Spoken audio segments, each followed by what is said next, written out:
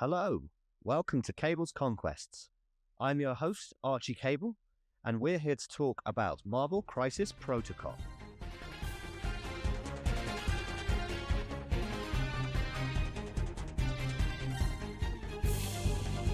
The name's Cable. Remember it.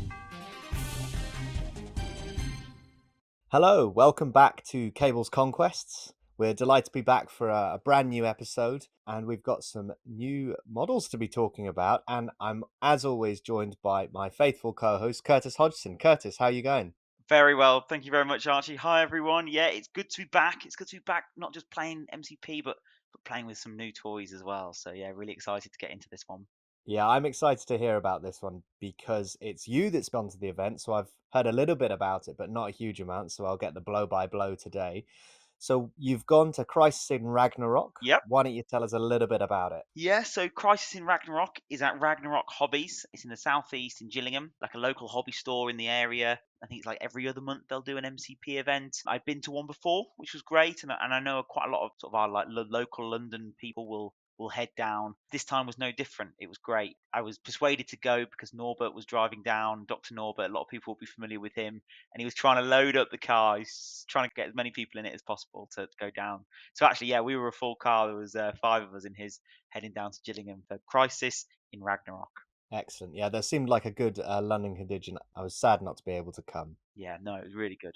So I guess let's just go straight into the roster building section. You're boring me. If you want to help me nail them, get your team together and let's get started.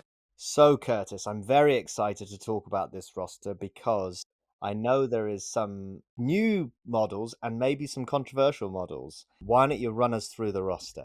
Absolutely. So I won't give too many spoilers away, but I mean it's immediately going to get spoiled. Let's start with Professor X, Charles Xavier, Captain America, Sam Wilson, Magic, Logan the Wolverine, Cable, Beast, Black Panther, Toad, X-23, and Nightcrawler. So they're my characters. I'll keep rattling through. I'll go through the Team Tactics cards as well.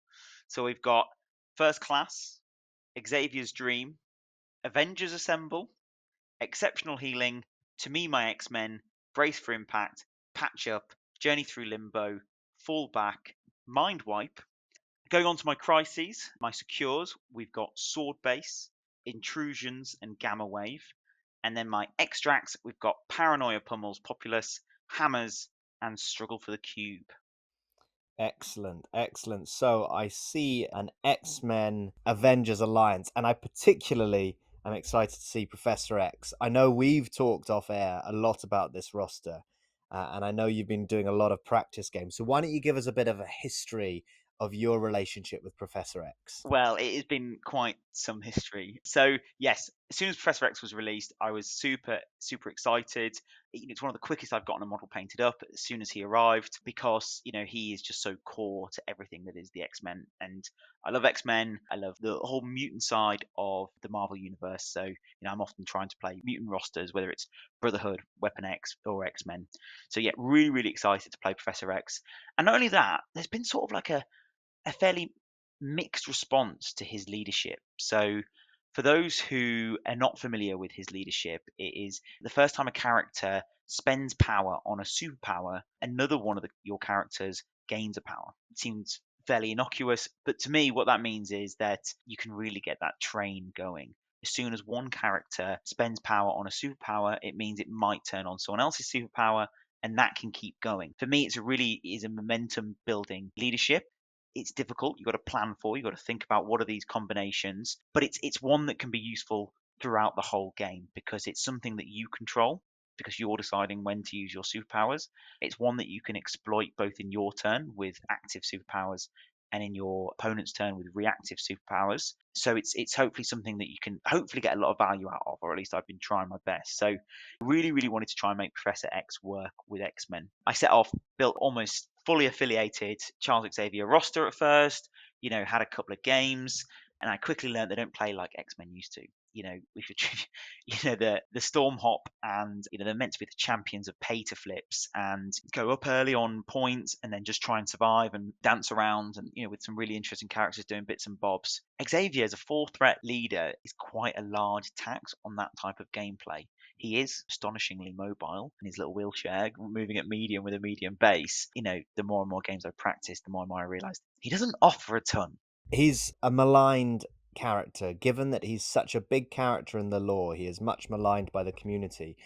And also, in what you're saying about kind of the X-Men game plan, he loves a bubble because he's got this reroll bubble. So I imagine in your build-up, you're having to change the way you're thinking about playing X-Men. You're absolutely spot on. In those early games, I was finding I wasn't getting the most out of him or of other characters because I was playing on these wide pay to flips, thinking that's where X-Men excel. And who is he offering rerolls to? Maybe 1 or 2 characters. Mhm. The rest of the roster wasn't really benefiting from that. And of course, you lose out on all the other benefits that you get from, say, Storm's leadership, the defensive reroll when people are attacking you from range, but also that hop to improve your maneuverability. So yes, he's got to play completely different, and you're absolutely right. So looking at this list, what is kind of the core Professor X team? What characters are you bringing along with Professor X when you're playing him? And what crises are you playing him on as well? Yeah, it was quite an evolution to get to this stage, but essentially where we've landed is we want to be playing on relatively narrow crises, but not ones that particularly favour the most attrition-y teams. I think this is a roster who can go attrition and do attrition, but it's not going to out attrition the best attrition teams. So if you're setting up your roster to play perfectly into a team that can play on demons, you're just setting yourself up for failure, because Charles Xavier are pretty squishy as soon as everyone's got 2 power on them. Plus the other X-Men, they're not exactly famous for their survivability, bar the healing factor characters with exceptional healing. The core for me really is, when I'm playing Charles Xavier, is him, Cable, and then either, depending on the threat and what other characters I want to bring, Magic or Nightcrawler. Hmm. So I'll start with Cable. So Cable and Charles, it turns out, are best friends. And I quickly learned that Charles loves Cable's ability to give him additional dice in defense. Because outside of turn 1, everyone always is willing to pay that power, because the difference between you rolling 6 dice in defense and 2 dice in defense is massive. And sometimes actually they will gain more power back from that attack if you're only rolling against 2, because you know how bad defense dice are. It's only a 3 and 8 for you to get a success there. So when you're rolling 6 versus 2, gosh, it's a lot stronger. And as a leader, he's got a target on his back. Exactly. As a leader, he's got a target on his back, and because he's squishy, if he's scoring points and he's your leader, he's doubly likely that the opponent wants to take him out. So Cable being able to turn him into essentially like a 4-4-8, or you might not do it so much on the Mystic defense if they're attacking with Mystic, becomes more of a 4-4-6. Suddenly, actually, he's a lot more reliable in terms of his survivability with Cable. And not only that, every time you're doing that, it's triggering the leadership as well. Yeah, that's a good point. Yeah. Cable's excellent for that because he has an active and a reactive superpower, which he can use very regularly. Exactly. And Cable himself is a fantastic character now. And actually, you probably don't see Cable that much in X-Men. He's a specialist X-Man in most X-Men rosters. Exactly. I think most X-Men rosters want to be playing quite wide, and they don't need, because they've got so many affiliated characters they can choose from, they don't necessarily need their 5 threat to be an affiliated character. What I'm seeing a ton of is like Ultron with his bots in X-Men, because those bots are giving Ultron the extra jump with the Storm Hop, plus it's another medium base to give other characters a jump, so it synergizes better there. And if the rest of your characters are X-Men, you don't need Cable. So I think you're absolutely right, you don't see Cable much.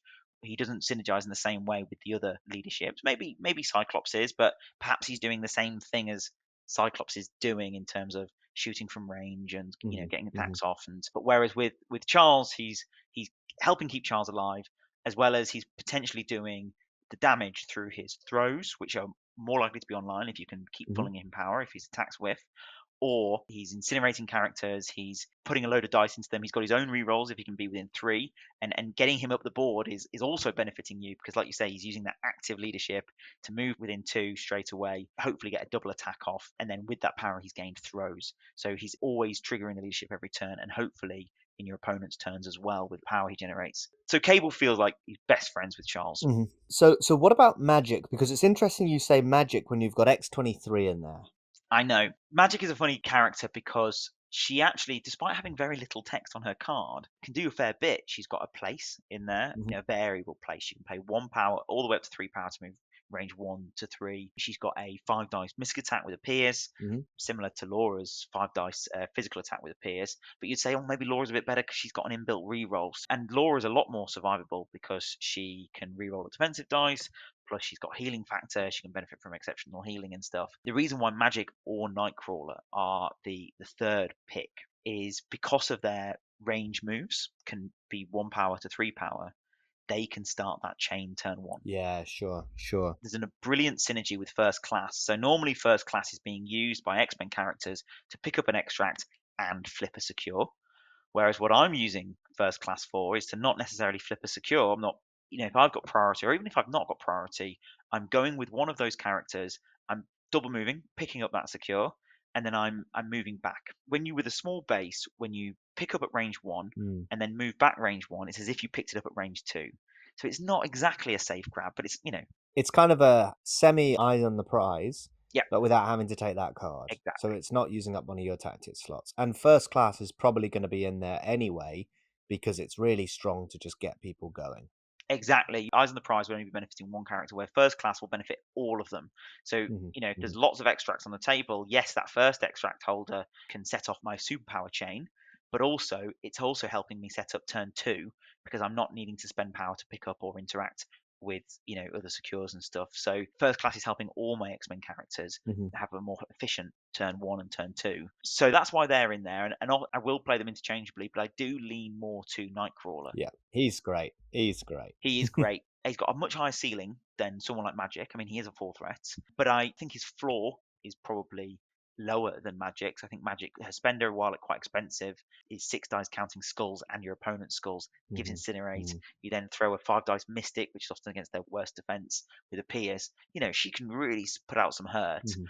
But what I noticed, that turn 1 play, if you pick up the extract that might be not too close, but slightly close to a terrain piece, and he just moves back 1 to that terrain piece, he's now got stealth. You did that against me, I remember. Yeah, it becomes a safe grab. It goes from being sort of Yeah. a semi-safe grab to an actual safe grab if the terrain allows. So that's why they're my core 3. And then as soon as Nightcrawler or Magic do their 1 power plays, that power can then go to someone like, can go to X23, and then suddenly her spender is online, Mhm. so she can move and then attack range 3, which then gets a move. So it's as if she moved twice and attacked. Yep. It also brings Black Panther's Pounce online. Yep. Beast's throw. Beast throw online, so he can double move and throw someone off a point. It brings Sam Wilson's, well, a couple of things online. It brings his charge online, great if I'm wanting to be aggressive. But what I've really loved in this roster is it brings his airlift online. Mm. So, Nightcrawler goes first, sits on the point, picks up something, moves back, gives a power to Sam Wilson. Sam Wilson then goes and moves over to, say, the other wide secure at the other table, but immediately is doing airlift, and that shifts, say, Cable forward range 2. Yeah. A medium base moving range 2, and then in Cable's activation, he moves range 2 again. He can be on the center point. Say there's a center objective, whether it's a central secure or a central extract, he's on there without moving. He's on there Yeah. double attacking, and sometimes their safe grabs are no longer safe because he's placed twice in that turn. Yeah. And the whole time you're gaining power back from the leadership. So that's great. I wanted to talk a little bit as well about how X-Men are notoriously fragile, but you've chosen these kind of quite attrition-y secures. I want to talk about a couple of tactics cards, which I know you've used against me to good effect. Everyone knows about exceptional healing, but I want to dig into the newer cards, Xavier's Dream and Mind Wipe. So Xavier's Dream is almost an additional exceptional healing. Yeah. So do you want to talk a little bit about that? Absolutely. And actually, it feels like exceptional healing is in you're waiting for that time that someone puts out an attack and you just need that character to survive, or you want to make them double tap so they don't, say, attack a different target, or they don't move, or you don't drop an extract. But actually, what makes it different to exceptional healing is that it doesn't stop spikes in the same way. Mm-hmm. So if you roll a Helios laser, or if you roll a silly attack and you do, an obscene amount of damage, say you roll 10 successes off 8 dice or whatever, exceptional healing will stop that in its tracks because it turns any amount of damage to 1 damage. It costs 3 to do it, but it turns 10 into 1. Xavier's Dream doesn't do that. So you need to be a little bit smarter with how you play it. And Mhm. I think what that means is you need to be thinking about using it because you use it on a character who you need to activate them with. So if it's a character's second attack going into a character and it does the final 2 damage, sometimes if all they've done is the 2 damage or the 3 damage, that can sometimes be worth playing Xavier's Dream. Mm. Costs you 3 power from the rest of your team, and they can play it to reduce that damage. You can also be quite smart with it, whereas if you know all you need is that 1 activation, or all you need is to survive on 1, Mhm. then you can manage that and you can control then the amount of power you're paying. So it's a really, really handy heal card. It's incredibly powerful. Yeah. What makes it even more powerful is while it's restricted to playing X-Men, it's not character restricted, neither for paying the power or Yeah. benefiting from it. Yeah. That's amazing. As an X-Men affiliated card, to be able to use it with anyone is amazing. Yeah, it's incredibly powerful, and as we've already sort of hinted at in this roster, I can play Avengers, and therefore I brought Avengers characters Yeah. and another splash. And while yes, I've tried to pick Avengers characters that are also X-Men affiliated, for the likes of Black Panther and Toad, who are not, even if they're playing with my X-Men for objective reasons, they can get involved in Mhm. Xavier's Dream, Mhm. which is hugely powerful. Yeah. And then the other one is Mind Wipe. So let me paint you a picture and you can tell me why Mind Wipe's amazing. So you're going semi-wide on relatively narrow crises where you might come up against taller lists. So let's say a Hulk goes and you've got a few squishy characters around and Hulk beats one of them up and takes them out in one go. What do you do? Enough, you know, Enough! enough. Yeah, honestly, that's why it's there. And if I'm honest, I think it's slept on a little bit. Maybe it's slept on because people aren't playing Charles Xavier as much as the other Mm, leaders. But I think it's incredibly powerful. Not just it's an ability to do an attack out of activation, and a mystical one at that. But it's sort of like an anti-spike in its way in itself, because it's getting additional dice yeah. for the amount of damage you do to that character. But it's the fact that it stops their activation dead. Yeah. And I think the other thing is not only does it stop the activation dead, but it's something that if your opponent is aware of, they have to play around. Yeah. I mean, an example was when we played, we had a practice game and I was playing against this list. And I had to be really careful by how I activated and how I dazed people because having an activation stop halfway through is just brutal. Yeah.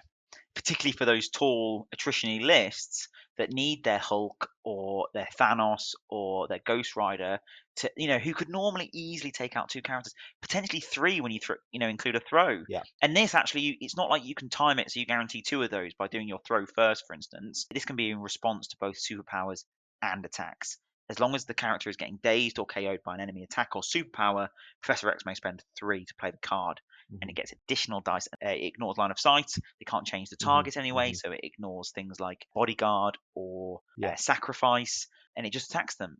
And it stops beams and areas too, presumably. Yes, because it happens immediately. So Yeah. the rest of the attack would not continue as soon as you attack that character. So what I found it's huge for is sometimes them taking out either multiple characters you can stop after the first one, Mhm. and therefore they can't continue. But I like it when they're chasing after the extract. And you drop the extract, but they can't pick it up because Yeah. their activation has ended immediately. Yeah. Even on something like, rhinos, this is a robbery. He throws them, they get greedy and they throw them off into terrain. And they make you drop your thing. You might be on 1 health or so, then do a 4 dice mystic attack into Rhino. He's only got 2 defense, but his damage reduction is to a minimum of 1. So even if he takes 1 damage from it, his activation ends. Yeah. Not only is that awful for Rhino, who's not going to be able to continue his turn, he can't pick up that extract. It just made you drop. Mhm. Yeah. And then you go immediately and go in and pick up what's just been dropped. Yeah. It's great. Final question about the roster. When are you pivoting to Sam? When are you pivoting to Avengers? So essentially, before the event, I had about 10 or 12 practice games, and I think I lost the first 8, Yeah. like in a row. And I finally broke your losing duck, didn't Yeah, I? you're my first victory. And what 8 losses on the bounce does to you, it can either defeat you and you park it and you move on to something else. You're like, oh, I don't have time for this. I'll move on to something else. Or it makes you see and remember and learn from all those times it didn't work. And so many of those times, pretty much all of those times, I could see it was my decision making that let me down. But on a few occasions, I found that actually I was playing uphill with 2 hands behind my back when I was on particularly wide crises. Yeah. because it was that bubble effect that you've been talking about. And it was your advice talking, like, lean into the bubble and make it work. It was your advice that made me finally, lean into that. But I needed then a solution on the wide crises. That's where Sam Wilson came in. I'd already splashed Sam Wilson because I liked his airlift, I liked his charge, Mm-hmm. I liked his vibranium shield. Again, reactive, helps with Charles Xavier. And then my favorite X-Man in the game, not my favorite X-Man generally, but my favorite X-Man in the game Yeah. is Beast. I love his profile. Goddamn Beast. You hate Beast, but I love him, and I think that they're probably not mutually exclusive, those two No. emotions. And he's an Avenger. I realized that Cable obviously is an Avenger too. So suddenly I'm racking up the Avengers, and then my fourth Avenger was Black Panther. And again, I was similarly splashing him into Charles Xavier because all of his superpowers cost 2. Mm-hmm. So they all switch on in turn 1 if you can pass the power to them, and they're also helping pass power. And then on his injured side, he also can use superpowers in your opponent's activations when they attack him to add more dice, again continuing that superpower chain. So there was lovely synergy there, and the fact that he can be a decent attrition piece that's quite survivable, and he's counting blanks, so when he gets additional dice from Cable, it really works. So these were all characters that I thought would work under Charles. Yeah, and I think Black Panther is great and underused. I absolutely adore him as a profile. So seeing that I was putting those characters into my roster anyway, why not give myself an option? I put in Avengers Assemble to play then Avengers. It was one card, right? That's the only Avengers card. Literally one card, and it allows me then to not have to play Charles Xavier, who is often stuck, not really affecting the game on those D maps, on those super wide crises where you're going to be outside of range 4 of Charles because he just doesn't want to be too in the thick of it, and all your other characters, they're not bunching up, they're spreading. So yeah, so that gives me the option to play Sam Wilson, Captain America Avengers, which is really handy.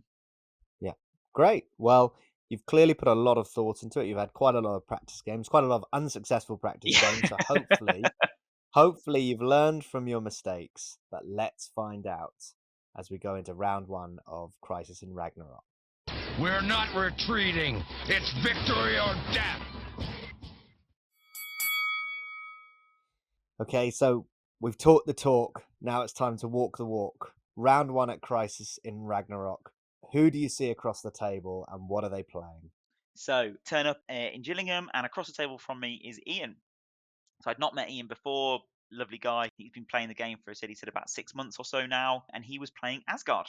Oh, fun. Yeah, really fun. And it was practically an all affiliated roster except Toad in there, and maybe there was another 3 threat. I think Zemo was another one of his characters, just because they've got a lot of high threat characters. So yeah, needs that. Yeah, exactly. So we turn up, and I think I win priority, and because it's MCP, I obviously go with my secures, Of course. and we draw intrusions. But fortunately, going with his extracts, we also get an extract that I've got in my roster, and we get hammers. So we're playing intrusions and hammers. A classic Asgard. Yeah. The worthy. Yeah, exactly. I'm a bit nervous as well because Thor can put out some serious attacks. Yeah. You throw a couple of hammers on him, he's even stronger. He then chooses 18 threats. So what is your team at 18 threat? So I'm looking at the table. We've obviously got 3 across the middle, and then we've got the D shape with the hammers. And I'm a bit torn because obviously the C shapes my secures. I was expecting to be playing Charles Xavier, but with the hammers, I'm sort of a little bit on the fence, a little bit on the fence of whether I do it or not. But anyway, I take Nightcrawler, obviously, for my my turn 1 shenanigans. I take Beast because he's just brilliant. I take Logan the Wolverine. I take Black Panther, and then I've only got 3 threat left, so I take Sam Wilson, Captain America. So already game 1, I've turned up to play Charles Xavier, and I'm playing Avengers. No Cable. No Cable. Yeah, no Cable as well. Again, Cable, while he is an Avenger, he doesn't necessarily play into the sort of D map as much. I mean, he can do because he's got amazing range on his attacks, but he's not a first choice, particularly at 18 threat. I want to be going at least 5 wide. So yeah, with Sam, yeah. So what does Ian bring? So Ian brings Thor, of course, his leader. He brings Thor's sister, Hela. He brings Thor's pal, Heimdall. Nice. He brings Thor's robot horseman, Bill. And he brings Thor's pet, Toad. Or Throg. Oh, Throg. Yeah. That would have been amazing if there was a proxy, if he'd brought the proxy. Yeah. But I can understand that. I think once you've got those other 4 characters, any 4 Asgard characters at 18 threat, you've probably only got 2 left. So Yeah. that's fair enough. So round 1, what happens round 1? So I've 1 priority. I deploy all my long movers in the middle. So Black Panther, Sam Wilson, and Nightcrawler. So they're all down the middle. Logan is staring down my right, classic Logan play. You think he can take a flank by himself. Yeah. And then on the left, I've got Beast.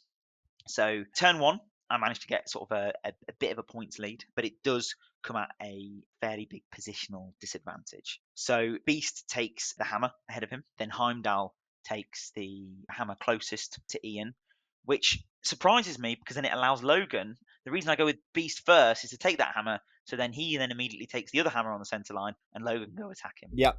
But he doesn't do that, doesn't fall into that trap. So I just thought, right, I've made this mistake before, still go and get that hammer. The opportunity's been presented to you. So Logan goes and grabs that hammer on the right. And Nightcrawler takes my one closest to me and then just moves into the center. Black Panther joins Beast over on the left. And then Sam Wilson sort of puts himself in a very strange position somewhere behind the left and central objective. I'm sort of don't want to put him in attack range, and I want him ready to be in a position to charge next turn, etc. Thor and Bill join Logan on the right, so while Logan's got the hammer, he's not securing the point, and Toad goes and joins Beast on the left. So neither of us are scoring the point, but I've got the hammer. Heimdall's got his back hammer, and I think I must secure the center. So he's got 1 hammer and 1 point, and I've got 3 hammers and 1 point. So I go 4-2 up. Good. Solid start. Yeah. Start. Feeling good. But like I said, it comes at a bit of a positional disadvantage, and turn 2, I really take a beating. I think I do something dumb, which means my first activation isn't very good. I've retained priority at this stage. But anyway, Thor just absolutely thumps Logan into the ground. Oof. Yeah, all it takes is 2 attacks. The throws Exactly. as well with Thor. Done in such a way that there's just no point in exceptional healing. I don't even think I have the opportunity to do so. That obviously triggers my leadership. And this again was so dumb. I use that leadership to put Sam slightly closer to the action, and that puts him in range of Hela. Okay.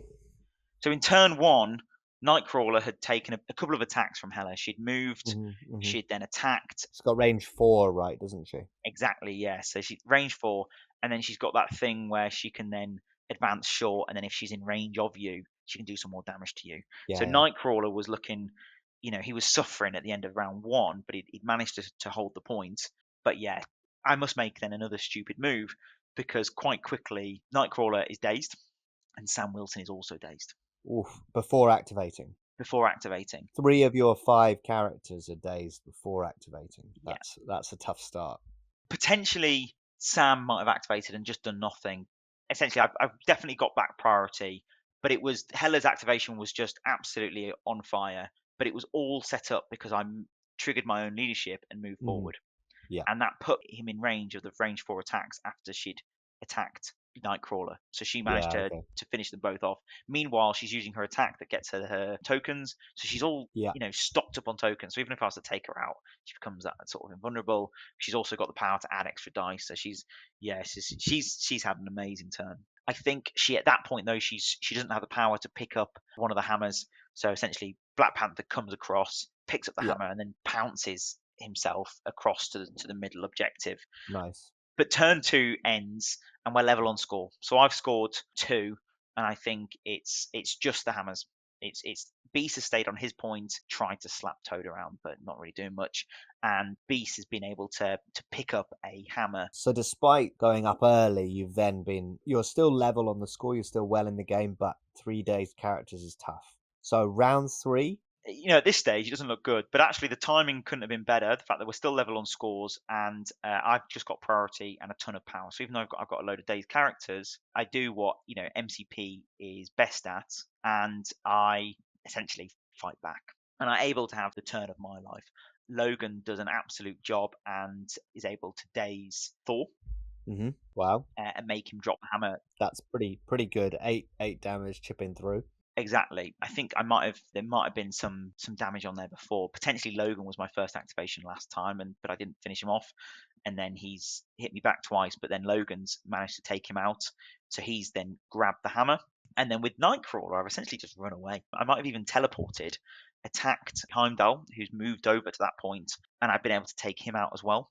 And I've been able to do it in such a way that I've got an action left. And a hammer, because the Heimdall had a Got a hammer, ton of right? power, yeah. So I've got a hammer now from Heimdall. Mhm. I've been able to use my place, then my spender, which has then generated another spender. It's taken out Heimdall, pick up the hammer, and then run away. So Yeah. it's all looking good on that side. Logan's securing the point, and well, I think Bill technically has the point because he's not been taken out. Shock. Yeah. Ignore him. Black Panther also has an amazing turn, Mhm.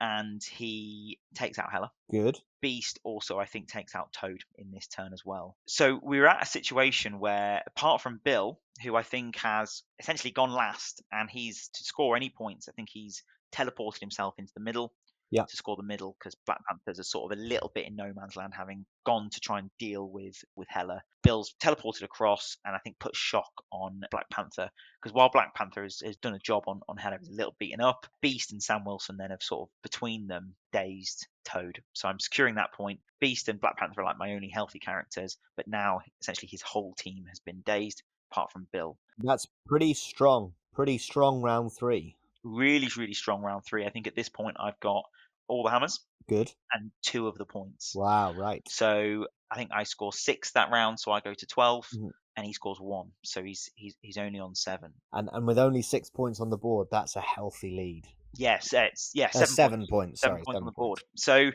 yeah, that feels really good, and it's one of these funny sort of pendulum mechanisms in MCP Yeah. about timing the turn that you do your attrition. I think it went almost a little too good, and I've handed priority back to him. Yeah. But it does make his decisions quite difficult because he's got some fairly fragile characters, and like Mhm. I've said, Nightcrawler's been able to run away, so he's not Yeah. really in range of any attacks, and he's got a hammer. Beast has got, apart from someone jumping over in a portal, he's not really threatened by Toad attritionally. Toad, Beast, sorry, is he's re-rolling his defensive dice against Mhm. all of his attacks. Toad can't push Beast because he's size 3, so his tongue lash isn't Okay. getting. Whereas Beast can just keep throwing Toad off the point as well. And now Toad has only got 3 health left. He's not really It's a quite squishy now, threat. yeah. Yeah, exactly. So what does Ian do at the top of round 4? So at the top of round 4, he makes the smart play and goes with Thor while he's super powered up. And essentially, he has to make a decision. He either goes with Thor to take out Logan and therefore remove Logan from the table, or go with someone like Hela or Bill and try and remove Black Panther's activation, essentially. Black Panther Mhm. or Sam Wilson. Sam Wilson is still sort of hanging around in that space. And I think he makes a smart move and he goes after Logan because Logan is also set up to essentially, there's 3 characters over there. 2 of them have been dazed. Right, I yeah. think he's set up with a hammer to do an attack and then a beam. Yeah, sure. Because I think in the way he took out Thor in the previous round was he managed to attack him and throw him into Heimdall to set up what was meant to be a beam. I don't think I got enough power. I had to attack him, but it was enough. Mhm. The rerolls from not having any pals, it was enough to finish Thor off, and he absolutely does. And annoyingly, because Logan is carrying a hammer, exceptional healing costs 4.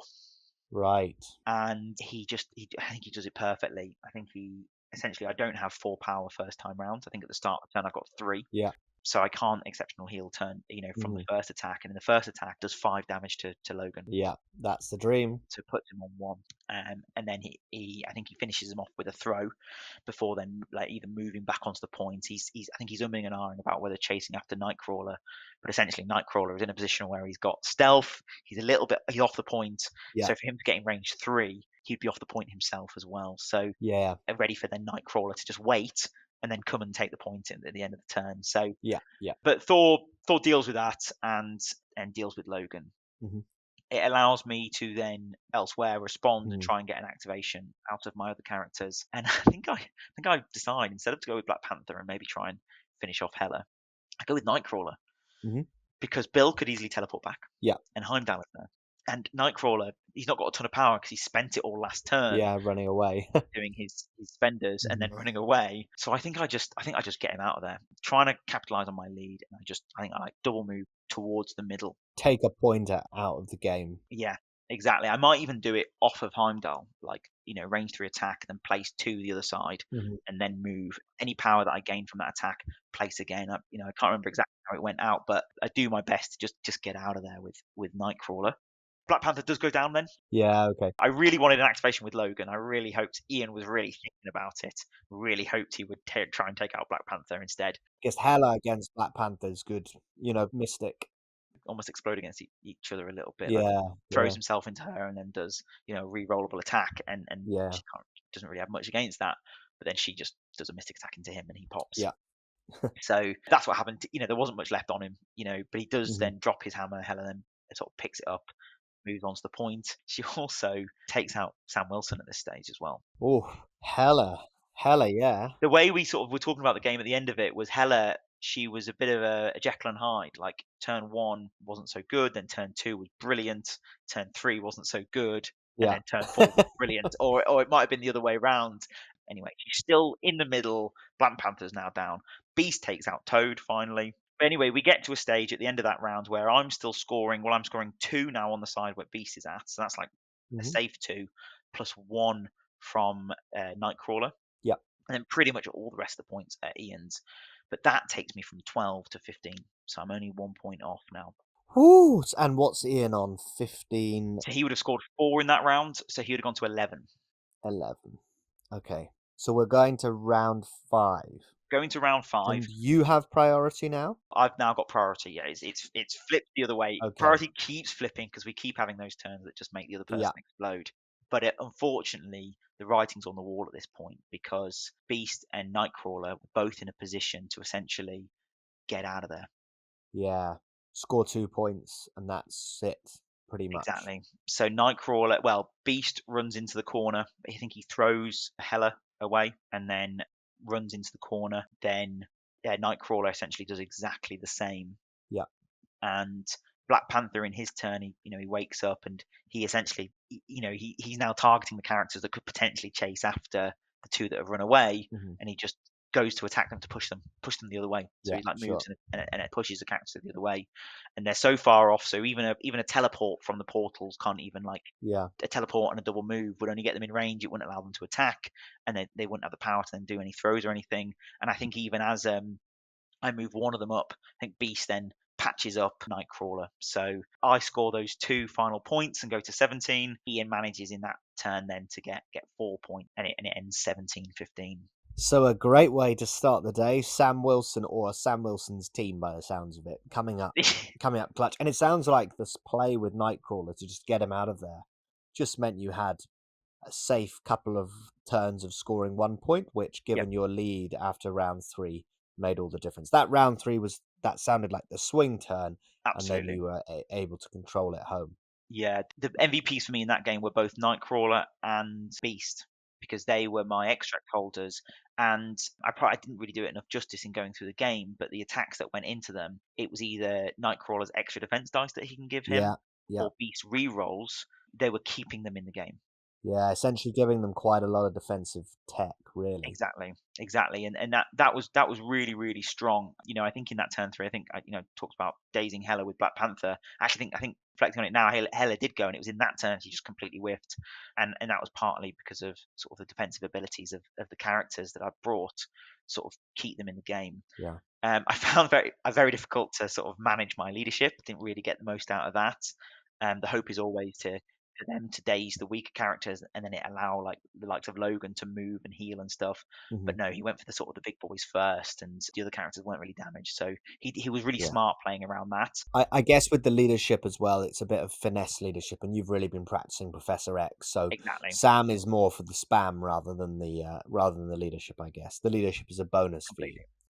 Yeah, I'm looking for fast characters who can pick up extracts and run around the table, and that's Mhm. exactly what they did, and then survived. So yeah, really pleased with how it went.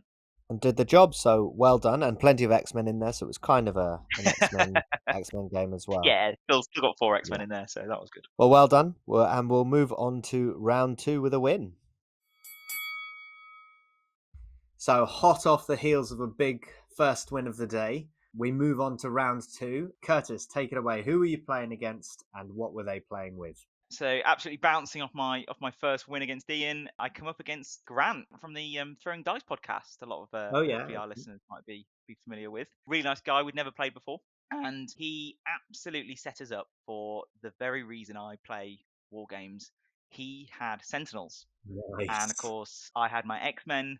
So we had a really themey throwdown. In the wake of X-Men '97, to be able to play, a lot of the new X-Men that have been released in the game up against sort of his Sentinels was an absolute dream come true, and he'd painted them great, so the table just looked fantastic. Yeah, please don't tell me that you played Sam.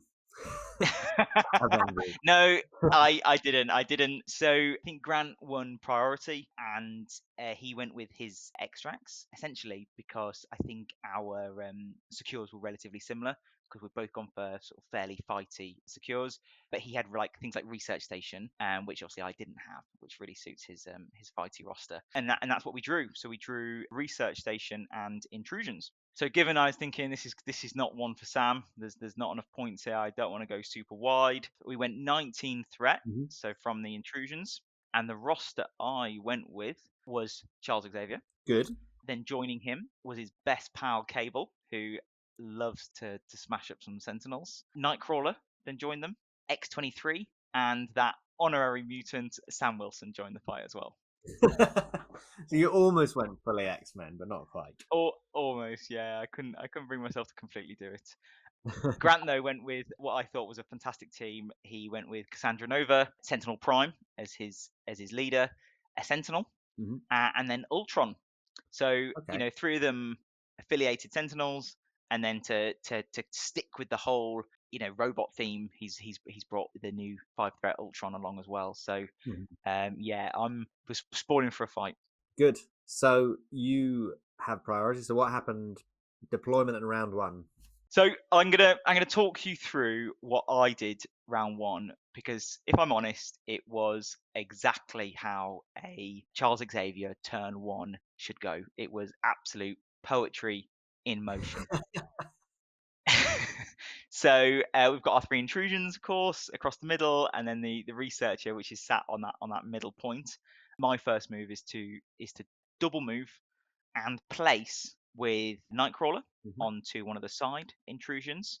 That, of course, sends a power over to Sam Wilson. Good. Sam Wilson then goes over to the left point, and in doing so, he airlifts Cable up the middle. Nice. Nice. That then hands a power over to X-23 at this point. In response to this, I think Sentinel Prime just double moves and sits on the point with Nightcrawler. And then I think the regular Sentinel comes down the middle. I then, with Cable, I body slide by 1, Nice. and because of my airlift move and then my body slide by 1, I'm now bang in the middle, and I can double shoot into the Sentinel. And of course, then that has also then sent a power over to Charles Xavier for any rerolls that I want. Cable's still in range and stuff, so I don't do I don't do loads, but I get a tasty incinerate onto him, and it's looking good. Ultron then comes and joins Sam Wilson on his point, and then X-23, now with her power, Mhm. is able to move and then do her spender. She's got 2 power onto an incinerated Sentinel. Again, unfortunately, fails to take it down, but it does put a decent amount of damage onto the Sentinel in the middle, and of course she gets the medium move off it. So now I've got 2 points on the researcher in the middle, and it's all been enabled by the power movement from Charles Xavier's leadership. It is pure poetry. Cassandra Nova moves up and is able to sort of move Cable off the point. Mhm. So I've only got X-23 there contesting with the Sentinel Prime, and I think Charles just sort of moves up and then tries to gain some power by putting attack, I think, into Ultron's grunts, but not very much. More setting up for round 2. But that's nice. You've got a bunch of attacks off. Yep. And you've been able to go and sit on points. He's got 1 attack off with Sandra Nova, which has required her presumably to spend power. Yes, it's required her to spend power to get Cable to be moved off the point. And I'm feeling really smug at this point. Like, the synergy has just worked out. All the podcasts that have talked about this leadership, this is exactly how it's meant to work. And Archie, what do I get for it? Is it 0-0? It's 0-0 at the end of round 1. Yeah, of course it is.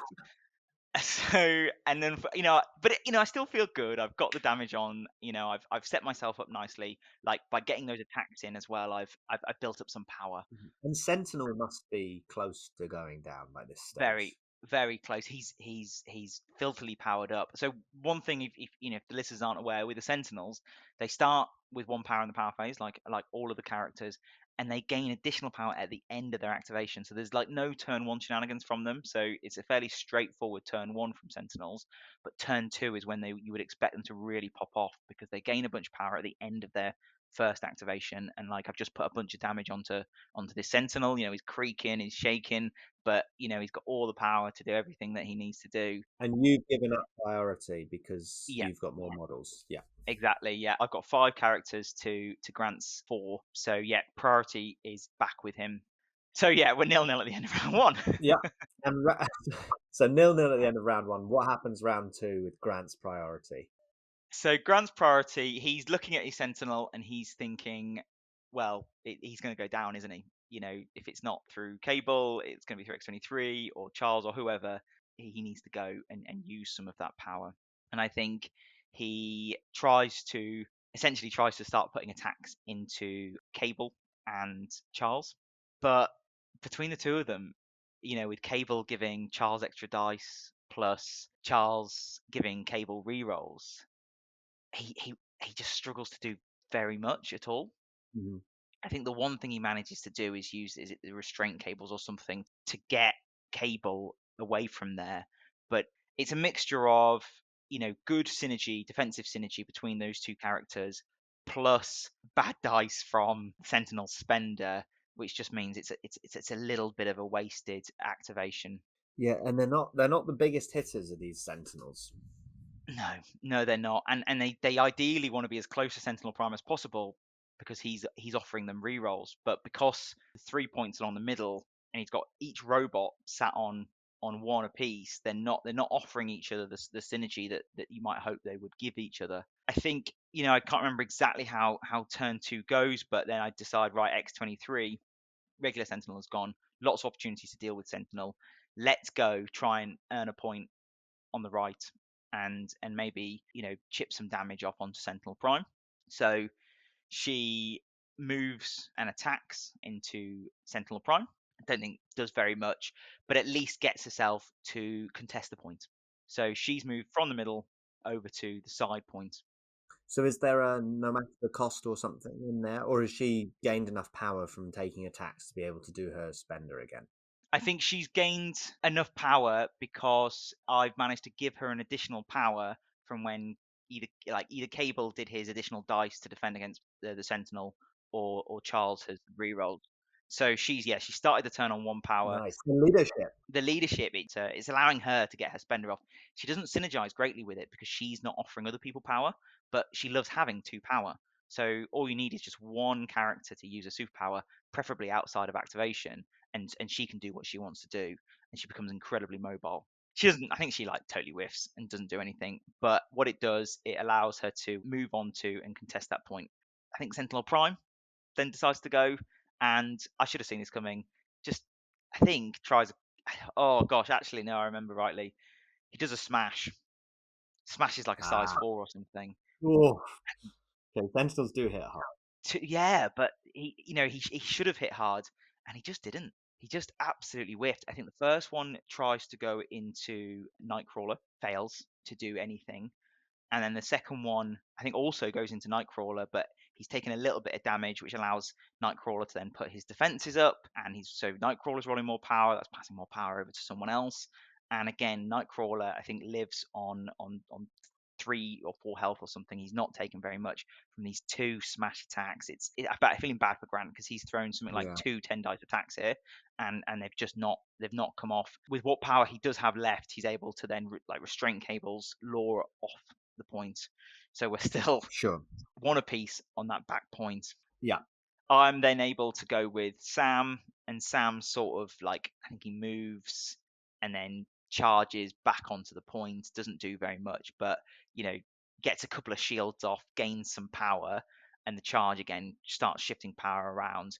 But most importantly, with the shields, I think I try and take out the bots after Charles failed to take them out. and I'm just gaining power from that shield, ready to put my defenses up when Ultron wants to go into me. And that's exactly what Ultron does. He goes into Sam again because of the additional dice I can roll. Plus, I'm in range of Charles for rerolls and stuff. He can't finish him off. I think he Yeah.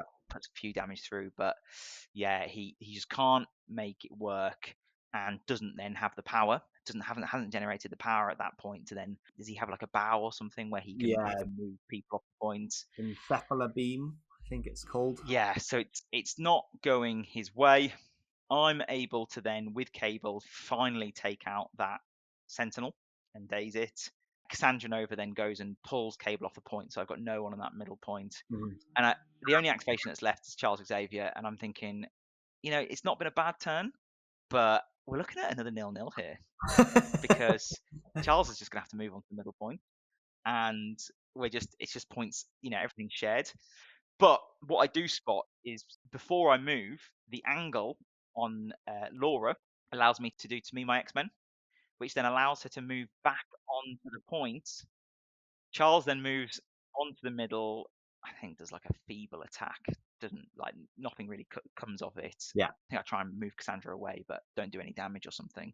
Mhm. And I go in at the end of round 2, 1-0 up. Woo! We're flying. But a sentinel is dazed. I have a feeling that this one is not going to go to VPs. It might well go to time or the round. Yeah. And I think I've sort of set the tone there. I'm not going to spend too long sort of going into the ins and outs, but essentially there is one major change in the game, and that is Nightcrawler absolutely pops off. Nightcrawler, I think in turn 2, manages to daze Sentinel Prime, scores that point. Wow. On that side. I think between Ultron and the Sentinel managed to take out Sam, so that side point is scored, and I think it's 1-1 at the end of round 3. So we're going into round 4, 2-1 up. But I think Cable at this point has been moved away even further by Cassandra Nova. Charles is doing his damnedest to sort of stay in the fight, and he's contesting that middle point. Laura's over with Nightcrawler. But the major swing, and I'd say the defining point within the game, is round 4. And we're already in round 4, and it's only 2-1. So this game is not going to 16 points. But the lethal blow is Nightcrawler. So I already mentioned Nightcrawler pops off, so he's already taken out Sentinel Prime. I think Sentinel Prime is then able to sort of teleport himself over into the middle, and Nightcrawler chases him. And Nightcrawler has an absolutely insane series of benders. So he gets the place off the intrusions. He gets a BAMF. So his first one is already rolling 2 additional dice. Excellent. I just can't stop rolling hit and crit with him. And he's powered up from his attacks that initially went into Sentinel Prime, and obviously the damage that he's taken from Sentinel Prime. And I think he gets about 3 in a row, which finishes off the Sentinel. Yeah. And then he's still got an action left. Sure. And I think is then able to daze Cassandra Nova, either Cassandra Nova or Sentinel Prime. Like either way, in that activation, I actually think it's Sentinel Prime and Sentinel, because I think both those models got taken off the table at that point. Wow. That is huge. The leadership, 2 of their big characters have 4. That's Yeah. And in terms of the pieces that are difficult to move and move off the points, it's a little bit gross from Nightcrawler. It's a real demonstration in sort of, when it's going in your favor, like it's more and more likely every time, because every attack, if you've got 4 or 5 power on him, it enables it, because obviously you keep needing that 1 power to keep doing the spender. Yeah. And so yeah, it takes them off. I actually think the final attack that finishes off the last one is just the builder, because at that point I've got no power left, and I just got an attack still, and finishes them off. When you lose 9 threat off the table, it's very, very little you can do at that point. Laura, I think, goes and takes the point on the right. Sam is still sort of like mucking about, but sort of contesting with Ultron. I think Ultron tries to come and at least salvage some of the fight, but is sort of caught in no man's land. And between Cable and Charles Xavier, they are able to manage and move the other characters off the point. I think Cassandra Nova gets dazed from a throw from Cable, and Ultron gets pushed off the point. Yeah. So in this turn, I score all the points. Right. Big swing. I think is a big swing. I score, is it 2 from the researcher and all 3. Yeah. So that 5 takes me up to 7. So we're going into round 5 and I'm 7-1 up. Yeah, and he's lost 2 characters. He's lost it, yeah. And you know what? He's still smiling. He's still rolling dice. He's still playing. We still play out the next turn. Yeah. And he keeps the score down. The game ends 8-1. Okay. Goes to time at the end of round 5. But at that point, like, unfortunately, he just doesn't have the pieces to score. Yeah. You know, he's trying to then contest the researcher. But I finally won the researcher. I'm sort of able to move it towards Cable and Charles and away from the other extracts, making it more and more difficult for the 2 characters that he's got to score them both. So the game times out, but I mean, it's on the cards now for Grant, unfortunately, and it ends 8-1 to me, and a victory for the X-Men. Well, so we go to lunch with 2-0. So we're back after lunch. We've gone 2-0 in the morning, so we're at the high end of the tables. Who do you see across the table, and what are they playing with? So me and Norbert actually at lunchtime went for a lovely Chinese, but it did mean that we were rushing back. And as I got back into the store, I saw ahead of me one of our friends from the car from the journey across London, and it's Darren Kelso. Ah, okay. So we've heard about games with him on the pod before. Mm-hmm. He's an exceptional player in the London scene, an absolute menace at Gillingham. I think he won the last event. I think he's about like, you know, at this point he was like 6-7 games undefeated in Gillingham or something. He's just been on an He absolute knows what he's doing. terror run. He really does, and he's brought Spider Foes. Excellent. Man after my own heart. And I think I get priority, and I think I go with my secures, and we draw sword base and scrolls. So I like sword base. I think it works really well for Charles Xavier because it's pay to flips, but it's still quite narrow, and you can still sort of keep your bubbles and your synergies. So that's exactly what I do. You know, I'm not phased by Darren here, even though there's a wide extract and lots of points on the table. You know, I back my man Charles. So I go Charles Xavier, Cable, Nightcrawler, X-23, so very similar to the last game. But my last character, I go with Black Panther. We've gone 20 threat in this game. Nice. Okay. Yeah, I'm thinking about someone who's got that long move who can pick up that scroll closest to you in one move, and if they get pushed, they can come back. He also has 2 superpowers, which really helps with Charles, and he can also late game, you know, in single moves, he can move to each of the sword bases and hopefully start flipping them. So that's the thinking there. Darren, opposite me though, has gone with Doc Ock as his leader. He's gone with Mysterio, Rhino, Ultron, and Crimson Dynamo. Right. So essentially, it's 3 Spider Foes and a couple of meta pieces. I'm starting to twig why Darren is winning so many games in Gillingham. It's my Hellfire Club Spider Foes edition. Yeah, it really is. There's so much control here. There is so much displacement, and also like some big hitters in their attacks as well. But we start off, and essentially round 1 could have gone a lot worse.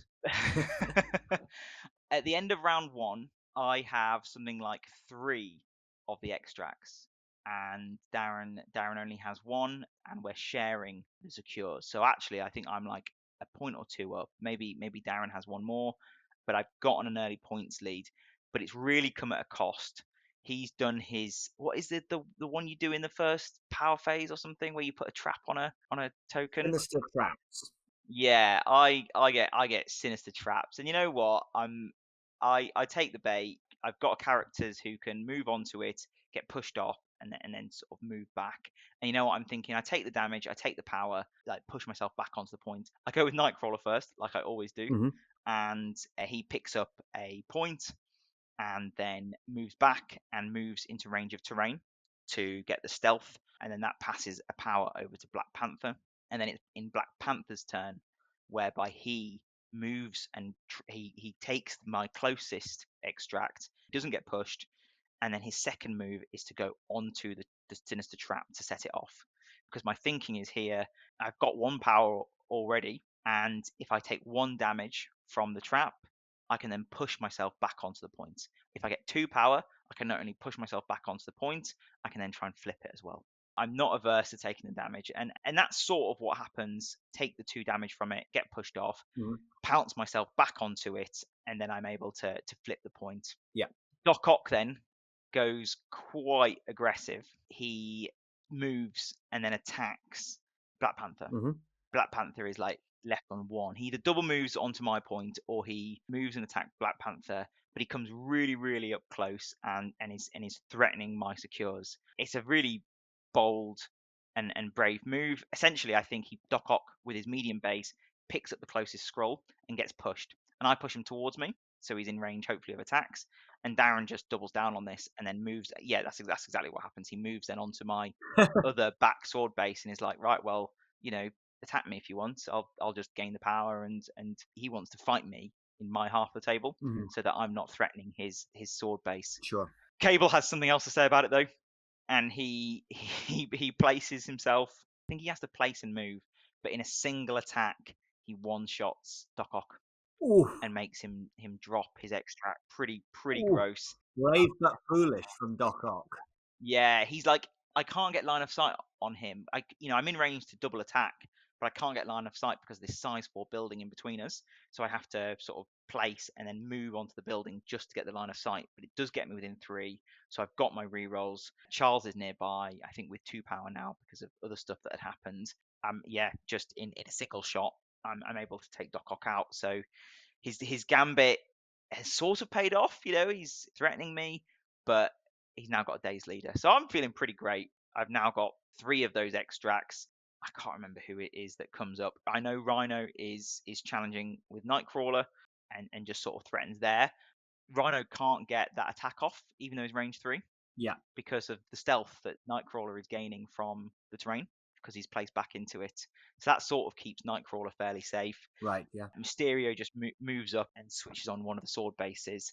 X-23 doesn't do too much, and sort of Charles just sort of positions himself in a place where he can threaten, similar to Ultron and Crimson Dynamo. They're just sort of moving themselves up the board, trying to sort of push me off my points. It wasn't Doc Ock. It must have been either Ultron or Crimson Dynamo, but Black Panther is really licking his wounds. But I've got like most of the extracts, which is nuts. I was not expecting this at all. But that's when it starts to go downhill, Oh dear.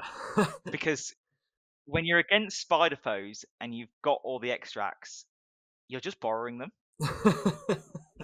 because someone gets robbed, don't they? Sure. Like, I can't remember who it was that got robbed.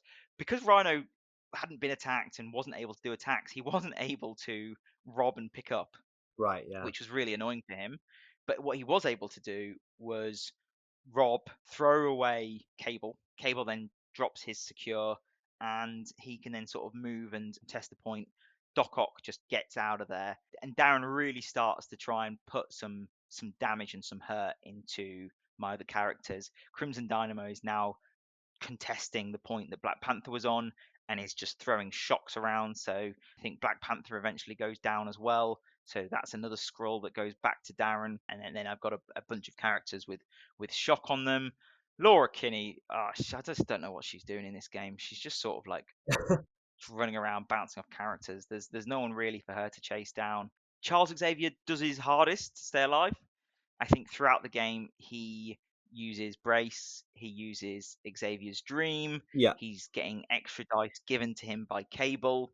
And I'd say even though I've got that early points advantage, throughout the game I am sort of maintaining relative parity, but we're now either even or I've lost out on the scrolls, and Darren keeps getting the sword base as well. Yeah. Okay. So he's able to push away my major characters, and Cable here is who I'm relying on to do the hurt and do the damage. Yeah. I think Yeah. unfortunately in this game Nightcrawler doesn't have the turn that he had in the previous game and is unable to put any hurt out onto Hmm. Mysterio. Mysterio he hates because I don't want to spend my power to reduce your defensive dice. Sure. And I want that power to keep getting my triggers off. If I'm not doing any damage, there's no point in getting those triggers off. So it was a real catch-22. And Mysterio's an annoying piece to deal with. absolutely, and Mysterio is able to sort of keep batting Nightcrawler away and keeping him out of the fight. I think early on in turn 3, I make a stupid decision by going with Nightcrawler first, which allows Cable to be pushed even further away and Charles to have hurt put into them, and I get no return from it. Like, Nightcrawler doesn't do the damage he needs to do into Mysterio. Yeah. Doc Ock is sort of running away, and I try and start thinking about the sword base, and Laura is now trying to use her claw rush mixed with, if I can try and get a frenzy off, but I'm not getting the damage through to get that to then flip the points. Black Panther then on his day side now goes chasing Doc Ock, but because he's also got the same amount of characters as me, and he's got the displacement on all of his characters, he's able to just sort of wait for me to move, and then he just moves back and throws me off and gets the point. So what spider foes do? It really, really is. And similar to, like, I was talking in the last game about always having the power to do what I need to do to keep the momentum up. Well, because I was trying to put attacks into them, they always had the power. Yeah. And in some instances, I got the damage out. In the case of Doc Ock, I think Crimson Dynamo eventually went down himself. But when I then needed it late game, I was putting attacks into them and I wasn't getting that damage off, and I wasn't getting that same synergy, and he was able to sort of shut my characters down by dazing them, so then I couldn't then use superpowers in their turn as well as my turn to sort of trigger the leadership. It ends close. I can't remember all the details, but it ends 17-14 to Darren. Tight game, and I guess that's where those sword flips can come back to bite you if you miss a few of them. If you miss a few crucial, they're 2-point swings, and 3 points difference. Like that's tight. Yeah, Darren played an excellent game here by forcing us to be playing on my 2 back sword bases. Yeah. And it just meant that he just had 3 points at the back of the table. Yeah. And the only way I could flip that was by just double moving and placing. And if I'm double moving and placing, I'm not gaining any power to then use my superpowers to give more people power. And he's happy for me to do that because then he just responds and throws me off. It's a really, really difficult game plan. I tried to go attrition and take his characters out. I think I was buoyed on by the early days on Doc Ock. Yeah. But Darren demonstrated a really good player skill, which I think all of us can learn from, is that when information on the table changes, that you respond. Yeah. Like, what was a good decision isn't always a good decision if your information changes, and it's okay then to change your game plan. And he went from being super aggressive to then playing the control game. His roster enabled him to do that, but also those early days he's forced him to do it, and it sort of played into his hands in the end, and he was able to then turn the tables back onto me. Yeah, I found it very difficult to get out of my own half and to start threatening on points after I got that early lead. Sounds like a good game. Sounds like an entertaining game. It was. Sword base is punishing. To not only lose on points, but then to get pushed by it, Yeah, is really punishing, and you've got to be thinking about it when you're playing sword base. Absolutely. So, well, I mean, disappointing to lose, but sounds like a good game against a very good player. Still 2-1, so happy with that, but sad to get that loss against Charles. Yeah. But he's still, Charles has still got a win for the day. Maybe you can get a second in round 4. Exactly. And it's not an embarrassment. It wasn't an embarrassing loss for Charles. It was a hard fought loss. Exactly. You got to take them as they come. Yeah, so we move on to round 4, searching for that elusive 3-1 for the podcast. So round 4, we've come to the end of a long day. This is a 4-game event, 2-1. What is your final round looking like? So I'm nervous. Obviously, long-time listeners of the pod will know I'm not very good at going positive. I'd be chuffed with a 2-2, but I'm really, really pushing for that 3-1. And when I get to the table, I see another one of our road trip pals in Norbert across the table. Okay, nice. Your lunchtime My pal. lunch date, yeah. So Norbert, he's telling me he's had a tough day. I think I've got the pair down in this situation. He's 1-2 at this situation, but he's playing an X-Men roster that he's practicing. I think he's practicing it ahead of the UK team nationals in August. Yeah, I will be on Dr. Norbert's team for that. So there we are. So I have some invested interest on both sides of this this one. Well, I'm putting him hopefully through the ringer to test out his muscles and to practice his X-Men. But he's very much going a Storm-led X-Men as opposed to my Charles. And we end up drawing Hammers and Mutant Madmen. So I assume that means Norbert must have had priority and has gone with his secures. And you had a big choice to make here, right? Yeah, I had a huge choice to make. Really, really difficult between the 18 threat of Hammers and the 18 threat of Mutant Madmen. Fortunately, I've prepped, I've planned, and I figured 18 threat was probably the best for me in this situation. Good. God, that joke never gets old. But if you've been following along, we've been chatting up Charles Xavier so much. I hate to disappoint. but I go with Sam Wilson in this match. So the Xavier list has been 2 Xavier and 2 Sam. Yes, yeah, it's very much a hybrid split between the two leaderships. But I'm looking at the D shape on the hammers, and I'm thinking of the B shape of Mutant Madmen. It feels very wide. It doesn't feel like it will synergize with Charles Xavier's reroll bubbles. It doesn't look like it's necessarily one that's good for Cable as well. So I'm thinking, look, let's take the X-Men one on one. Spread them across the table, and I'll go with Sam Wilson. So with Sam Wilson, I bring along Logan the Wolverine. And I think we touched upon it in our when we were talking about the roster. Logan, despite being affiliated with X-Men, he's in this roster for Sam because I think he synergizes so well with Sam's leadership because he wants to start his activation in a good position and he can have a phenomenal turn, whether that's setting up a beam, whether that's setting up range 3 attack and place. And quite often, obviously, people will be trying to displace him to prevent that. But if you can have a character somewhere on the table, Days, which not only heals him, he's often on the flank by himself, so it keeps him alive a little bit longer, but can then reposition him to set up an amazing next turn. It's really, really good. Along with his healing factor, that additional heal and being able to get rid of things like shock or incinerate with the leadership really, really benefits Logan. So he's there. I've also brought Nightcrawler, who I have just absolutely loved playing all day. Is that every game you've taken him? I think so. I think Magic has not seen the table, and instead Nightcrawler has been in every game.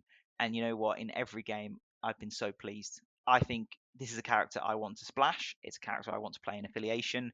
I think he offers so much defensively. He offers so much objectively, and he can also put out damage. I honestly think he's an incredibly well-written character. He's not overpowered because he can just flop, but he feels like Nightcrawler with him jumping around and just the volume of attacks that you can get off. And it's an awesome model, and I'm happy with my paint job. So Glad to see the new models doing work for you. exactly, yeah, really nice to get him on the table. I then bring along Black Panther because I need some Avengers Mhm. here, and I similarly really like him with Sam. And then I need another Avenger, and that Avenger is one of my favorite characters in the whole game, and that's Beast. Yeah, nice. My Avengers still look very X-Men-y. There's still 3 X-Men Yeah, in they there, do. They do. They do. so yeah, still lots of mutants. And so what's Norbert bringing as the X-Men player? As the X-Men player, so of course, like I said before, he's gone Storm leadership. This is very much the route that he's trying to play. Yeah. He has also brought Nightcrawler, brought Kitty Pryde, he's brought Domino, and he's brought Ultron. Cool. Yeah, Ultron famously good in Storm with the hop. Absolutely, and if I'm honest, it feels like that is what Norbert is trying to play. That's what he's trying to set up. Yeah. Everyone else is just preference or for the crisis, but ultimately he's looking to use those grunts to set up a storm hop from Ultron. Yeah. Ultron famously bad for his action economy if he needs to move. Therefore, if you can use Storm Hop, synergizing with the grunts to get him into the middle of the table, turn 1 he can put out some serious hurt. It's a good game plan, and then I think he's brought the other characters who will benefit from having a hammer, who have got some sort of like movement shenanigans in Kitty Pryde and stuff. So we set up my long movers. It's a tactic that I do when I don't really know what I need to be doing. I tend to start my longer movers or my faster characters in the middle. So Sam, Black Panther, and Nightcrawler are all in the middle. It's a nice, flexible way of starting off so that you can see what your opponent's doing as well, I think. Exactly. And it also gives me the option that any of them can go for my near hammer if they want to. Yeah. Or, particularly those long movements in Sam and Black Panther, they can just double move and get the side hammers if they need to. And often there's a case, particularly if you don't have priority in that first turn, is that your opponent has the agency to pick up that midline objective. So if there's 2, you need to be able to respond to get the other one. Absolutely. And having the flexibility means you don't need to pick the suboptimal character. You can always have the character you want. So Black Panther and Sam are in those positions with Nightcrawler there as well. I quite like him. He can move because of his place, so he can hit a side objective if he needs to. Beast then goes on the left, and then Logan takes down the right flank sort of by himself. So what happens round 1? So round 1, it's a fairly cagey start. For me, Beast, I think, moves up and takes that left objective. Essentially, I think I want to try to put him in a position where He can pick up that extract, and also if attacks start going into him, he can build some power and get some rerolls, and then hopefully survive. I do see him as sort of one of my more tanky characters. Sure. Might be a mistake against the energy attacks of Ultron and Storm, who are sort of facing off against Beast. But at this point, I know I just need to take one of those middle objectives, and I quite like having the option for Logan to not take the middle one first, because he can always move and then attack and threaten them, and if he manages to get lucky, pinches the hammer off them if they've gone and got it, or otherwise he's set himself up for the next turn. Then Nightcrawler is my character, who then picks up the middle hammer and then is able to sort of move over to the left to sort of provide some sort of support for Beast, and Black Panther goes that way as well. Yeah. Essentially to flip the Madmen. That I actually might have it the other way around there. I think Black Panther actually went and got the hammer, and it was Beast then who flipped the Mutant Madmen. Right. Okay. Then the reason, yes, sorry, I got that wrong. Black Panther is similarly tanky, but I choose not to go with Beast. I've got the flexibility of going with Black Panther, and it's because of those energy attacks. I don't want to be rolling Beast to any defense against Ultron, where I'd much rather be counting blanks with Black Panther. So Black Panther goes and grabs that hammer. Beast then takes that. He's got Domino and Kitty Pryde taking his near Madmen on Logan's side, and then Domino, I think, moves up and takes the hammer. Logan then moves and attacks. Domino's got cover. I'm not exploding my crits. I do get my rerolls, but I get the place. Great. The place, allows me to put me in a threatening position, but Logan's just sort of up there by himself. He's not really competing much. And then Nightcrawler, having taken the hammer, is able to just sort of come and take the other mutant madmen. No, Sam does that, sorry. So Sam comes and takes that mutant madman. So but essentially it's parity. We've both got 2 mutant madmen, we've both got 2 hammers. Yeah, not overly surprising, I guess, turn one of a crisis like that. No, exactly. And Ultron gets that move with the grunts, so the grunts are able to move up. Yeah. And then Ultron sort of jumps off them. And I think like Ultron then gets an attack into Black Panther, and it does some damage. Like Black Panther takes the hit. Right, yeah. He gets like 3 conditions from that attack. It's absolutely gross. It's like shock, poison, and something else, or bleed or something, which he's not particularly happy with. But he soaks it up, and he manages to sort of like hold the point. So we're at parity at this stage. So who's priority round 2, and what happens? So it stays with Norbert. We're both 5 characters wide, and no one has been dazed. It's one of those maps where there's just absolutely nothing in the center of the table, and it's one side of the fight versus the other side of the fight. I think I go with Logan first. Logan manages to essentially take on that side, and he's able to daze Domino. Domino then mission objectives back to Kitty Pryde, or maybe it's the other way, Kitty Pryde mission objectives back to Domino. But Yeah. It's great. I've been able to sort of take out that character. That's also allowed me to place on the point. I've tried to flip the Mutant Madmen. It's not gone my way, but it's okay. Like, I'm sort of doing what Darren did to me. I'm taking the fight to Norbert, and I'm sort of forcing him to react. Learning from your previous game. Exactly. And Logan is sort of doing a fairly good job of managing that side. Norbert finishes off Black Panther. Right, yeah. So Black Panther goes down, drops his hammer, Ultron picks it up, and luckily, because I've dazed Domino, he can afford to daze Black Panther and still maintain priority. So probably a little bit of faux pas from me. Maybe I should have gone at that side first to then sort of maybe bait out the early days. But again, nothing too much happens here. His Nightcrawler starts to move over, seeing that Logan is now contesting that point and Domino has been dazed. He moves over to that point to contest. My Sam just sort of stays at the back where he is. I think he does a charge, throws a shield, pushes one of them off just to sort of get them out of the way, and then just sort of comes back. And at the end of round 2, I think we've both got a character dazed, but not really much has changed. We're still pretty much parity, and the game is still very much in the balance. Yeah. But what happens in turn 3, which I think sort of changes the game a lot, is Norbert starts, well, firstly, he takes out Black Panther. Yeah. So Black Panther is now off the table. He's been an attack sponge, which has been great. Yeah. But if I'm smart about this, it's just handed me priority. Yes. which is something that I'd failed to capitalize on in the last round. His then next target priority. So bearing in mind, Black Panther's now just gone down, carrying nothing. His next target priority is Beast. Hmm. Beast isn't holding anything. Right. But talking to Norbert, his reasoning is he doesn't want to power Nightcrawler up. But Nightcrawler's holding the hammer, and Nightcrawler is then able to, well, A, get some attacks off and do some damage, but he's also essentially able to use those attacks to maneuver himself to not only take my point, but get onto the back point and flip that. He's also sort of in sort of an element of safety, sort of running away from Ultron and Storm, who aren't doing too much. Yeah, okay.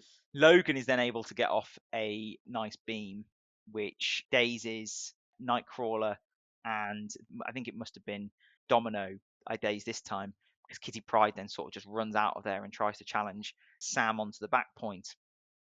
But Logan's feeling great, having managed to get that beam off and take those two characters out, and he's able to flip the point. And then Kitty Pryde comes down, flips the point away from Sam, but then Sam can just go after Kitty, push her away with his shield, Hmm. and he's able to sort of flip the point sort of uncontested. And this is a sort of a turning point in the game, because it allows me to get a points lead. Yeah, okay. Which X-Men don't like. No, he really wants to be taking the points lead himself and then using his tools like Ultron to minimize my ability to catch up. And it's sort of the opposite. I managed to get this points lead, Yeah. and then Ultron is sort of then left being his only damage dealer who can chase. Throughout this game, Norbert demonstrated that Kitty Pryde doesn't have the attacks.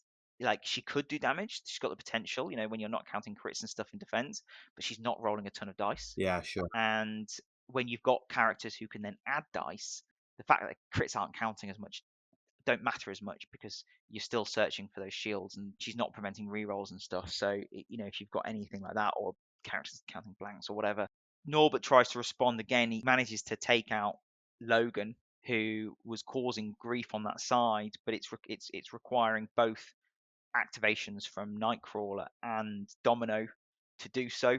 So it's leaving them in that corner. Right. Kitty Pryde is unable to use her agency in that area to really deal with Sam. Can't do enough damage to daze him. Gets pushed off in the wrong direction. And at this point, I'm able to use Beast and Nightcrawler to essentially start running away from Ultron and just flipping the points by moving. So Yeah, okay. I'm using Beast's Spender to push Ultron, who's a size 3, but also then get a medium move myself to move on to the point. I think I then am able to then patch up either Nightcrawler or Nice. Beast with the other one. I can take out the drones, the grunts, without them sort of being too much of a hassle for me, and I'm able to throw Storm away. And because I'm a character down, having lost Black Panther, it's really difficult for Norbert then to get priority back from me, and I'm able to sort of manage his activations, and he's just chasing me at this point, and it ends up with a 18-14 victory to me. Huge. So you out X-Men the X-Men. Yeah, it was a really good game. I think speaking to Norbert afterwards, there was a few plays which I think you could definitely put down to, it was the end of a long day, Yeah, sure. end of a frustrating day. I think there was a few first class misplays from Norbert which didn't sort of like maximize the power Domino had. It was things like he could have moved, flipped the point, and then picked up the extract, but instead took two characters to do that. Ultron was left, I think, with difficult target choices, but sometimes when he should have been going after Nightcrawler, who was holding the hammer, was instead going after Beast, who was not scoring anything. Yeah, I guess that's the thing, is Nightcrawler is annoying because you don't want to power him up, but whoever's scoring the points, I think, has got to be priority target for X-Men, because they need to be scoring the points. Exactly, and Ultron's got the tools to take out Nightcrawler. If he can get his throw off and his attack, he can start dealing the chip. If his first attack doesn't work and doesn't power him up, he's not getting any extra dice. Nightcrawler, is having to spend power to get the extra dice if he wants to survive. So you can manage that to stop him gaining tons of power. But Nightcrawler with a hammer, it's like having a free place, because you've already got that additional dice on your spender. Start allowing those attacks to start rolling off, and it didn't happen in the same way it did against Sentinels, but it was enough to be a threat, and it was enough to change Norbert's decision making. Yeah, sure. It was a really good game. Really pleased for the roster at the end of the day to go 3-1. It was Sam, unfortunately, Yeah, but my MVPs were the X-Men. yeah. You still had a lot of X-Men in there, so let's call it us X-Men Vengers or Yeah. X-Mengers. Close enough. Close enough. Well done. Let's stop there, and we will come back and have a recap of what has been a successful tournament.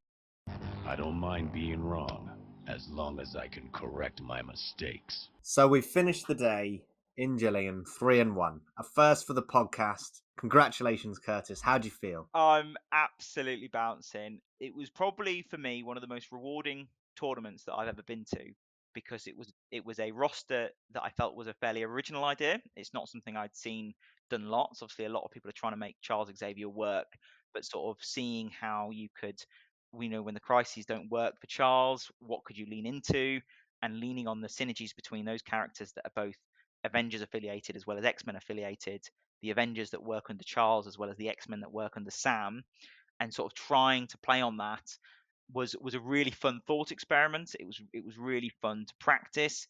It took a lot of practice. Yeah. We're talking at the start, I had a lot of games with this roster that didn't go my way, but it was incredibly rewarding to take it to an event and go positive with it. And Darren, fair play to him, he was the only person that I lost to, and he went 4-0. He won the event. So Brilliant. Well, there you go.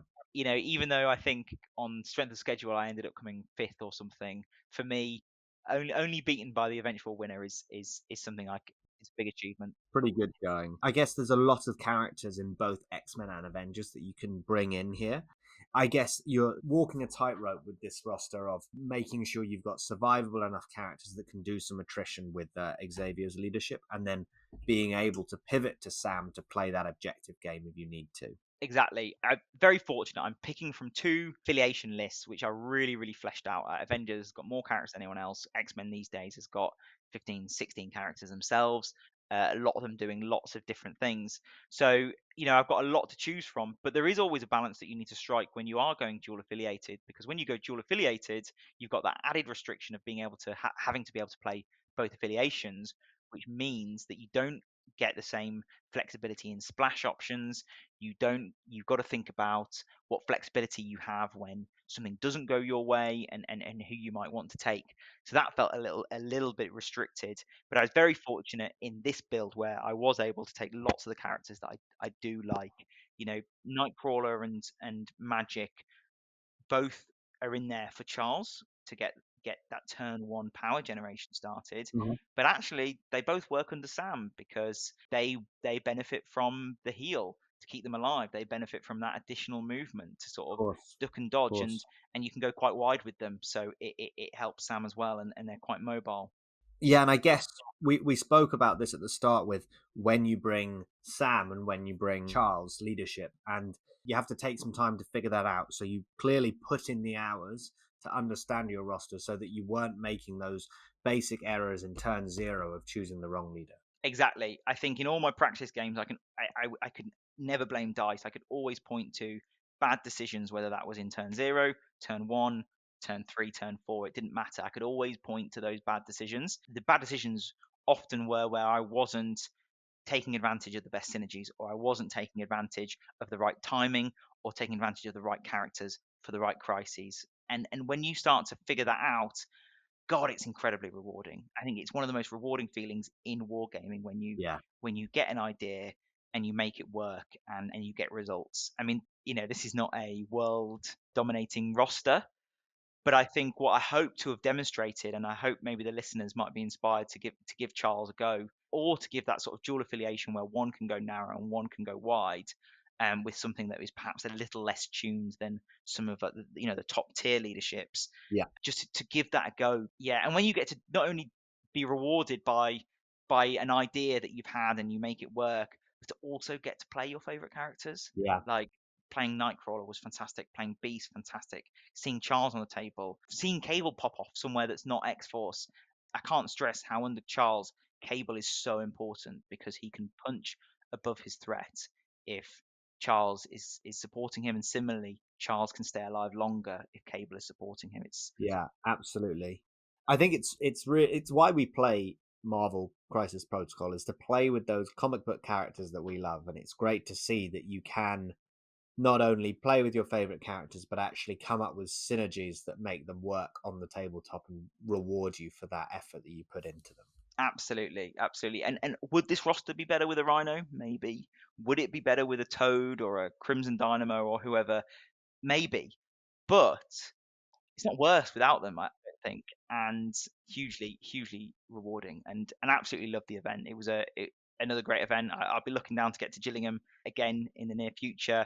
They do lots of one-day events. It's a really friendly crowd. The terrain is fantastic. You have a ton of space. Can't wait to get down to the next one. Excellent. Well, brilliant. Before we wrap up, I just want to ask if there were any changes you would make following the event. And specifically, I guess, would you stick with the pivot to Avengers, or would you consider, say, a Storm Leadership X-Men as your pivot away from Charles? So I have thought about whether you could pivot into something else rather than Sam. I don't think I would make that change. I'm not sure what value Storm brings in this game plan, because Sam is so good under Charles as well because of that turn one airlift Or that he can get off, and yet he's still so flexible with him moving long and him getting pushes off.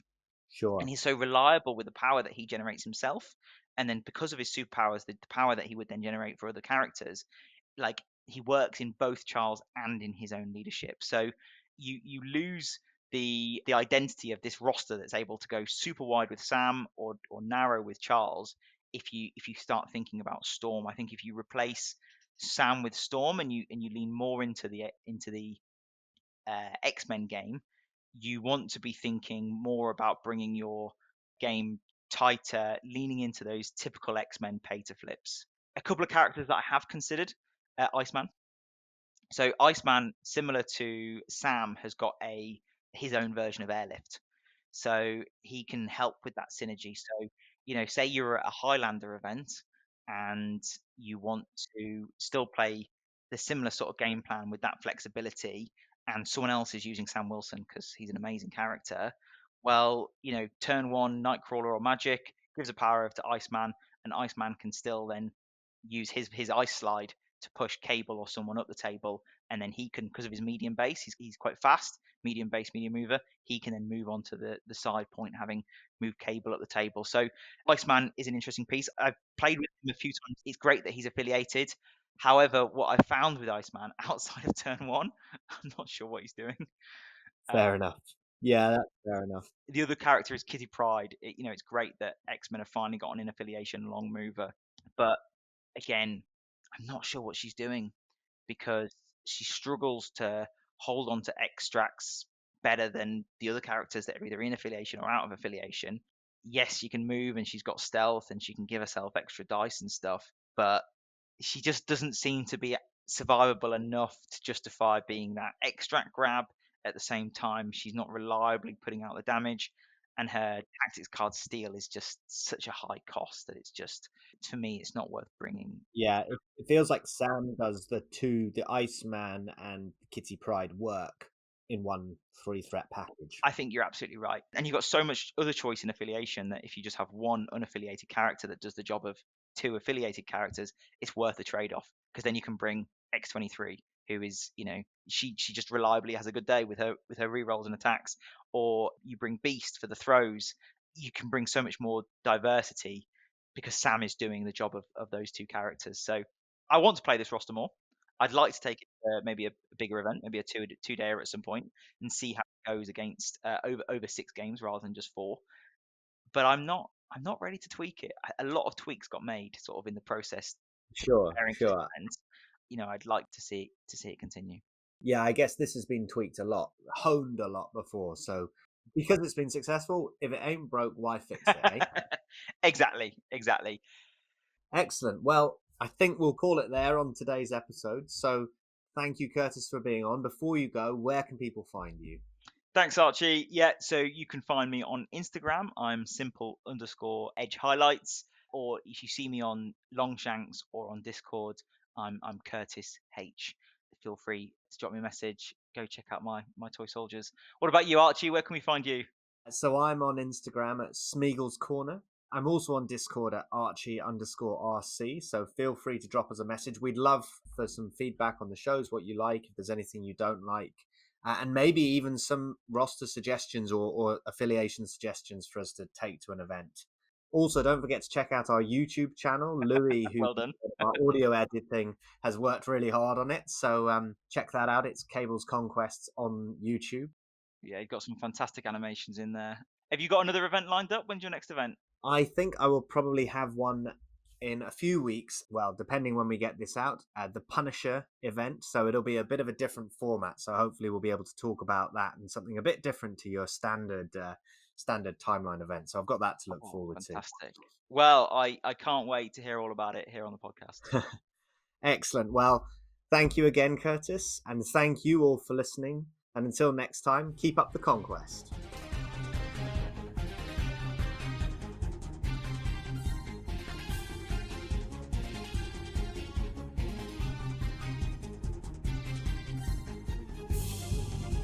The name's Cable. Remember it.